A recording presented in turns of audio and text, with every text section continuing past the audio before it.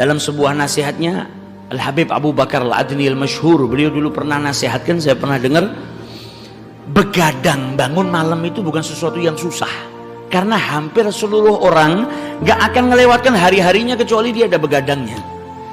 Ada yang begadang nonton film, ada yang begadang dia nonton sepak bola, pertandingan-pertandingan yang ada, gak susah. Buktinya kalau ada kemauan bisa, malam ini ada pertandingan ini ngelawan ini, bangun dia nggak tidur. Atau bahkan mungkin dia tidur tapi pasang alarm, dia jam 2, jam 3 bangun karena apa? Mau lihat pertandingan. Nah, kalau kau buang waktumu di sepertiga malam untuk sesuatu yang sia-sia bisa, kenapa untuk sesuatu yang bermanfaat malah kau tinggalkan? Maka sebagaimana kau bangun di sepertiga malam itu kau bisa buat yang sia-sia, gunakan waktu malammu untuk sesuatu yang nanti mendatangkan banyak manfaat. Bahkan beliau menganjurkan bangun di sepertiga malam beribadah kepada Allah dengan nangis. Dikatakan sama beliau, orang yang mengeluarkan air mata walaupun cuma sebesar kepalanya lalat, itu akan menjadikan dirinya dapat ampunan dari Allah Subhanahu wa ta'ala.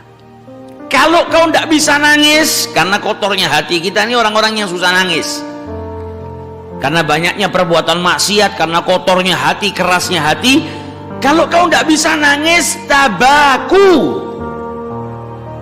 maka menangislah dengan apa? Dikasih cara sama beliau, ingat masa lalumu, ingat perbuatan dosa yang pernah kau lakukan, ingat bagaimana rahmatnya Allah kepadamu, ingat berapa banyak waktu-waktu yang kau buang sia-sia. Ingat masa lalu supaya apa? Paling tidak kau bisa meneteskan air mata. Tujuannya apa? Melembutkan hatimu.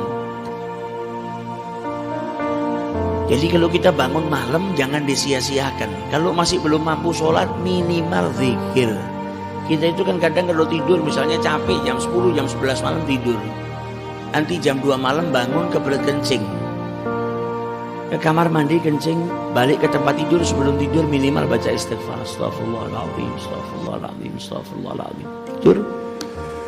Yang penting apa? Kau bangun di sepertiga malam dan kau berzikir kepada Allah Subhanahu wa ta'ala.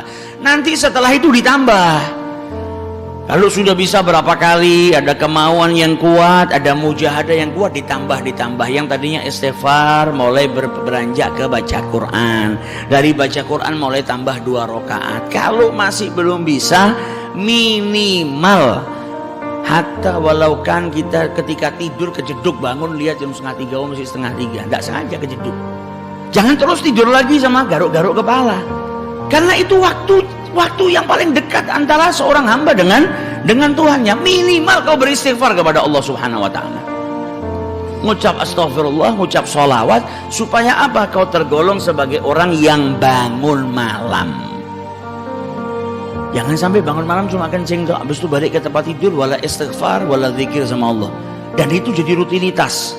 Setiap tidur jam 2 malam kencing, balik tempat tidur, istiqomah. Akhirnya malaikat bingung, ini istiqomah nguyuh. Orang malam semuanya bangun malam, tahajud, istiqomah ini istiqomahnya ke kamar mandi. Padahal dari kamar mandi dia bisa keluar jalan sambil astagfirullahaladzim, astagfirullahaladzim, astagfirullahaladzim.